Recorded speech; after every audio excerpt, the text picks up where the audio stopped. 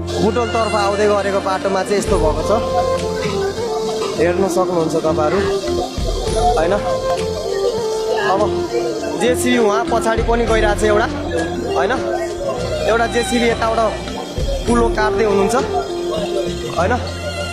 यो भिडियो चाहिँ यो बाटो बनाउने मान्छेलाई चाहिँ सक्दो सेयर गर्नु होला, सरकारसम्म पुर्याइदिनु होला साथीहरू हैन।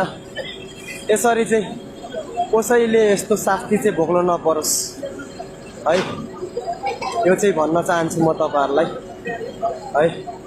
नेपालमा यस्तो छ हालत, तपाईँहरू लाइभ हेर्दै हुनुहुन्छ। दुम्की बासको र होङसी सिमेन्ट जाने बाटोको विनय खोला, विनय पुल यो भत्केको चाहिँ अब भइसक्यो 6 महिनाभन्दा बेसी भइसक्यो, बनेको छैन अहिलेसम्म। जहिले खोलाबाट गाडीहरू बागिरहेको थियो अनि आज चाहिँ माथि पहाडतिर पानी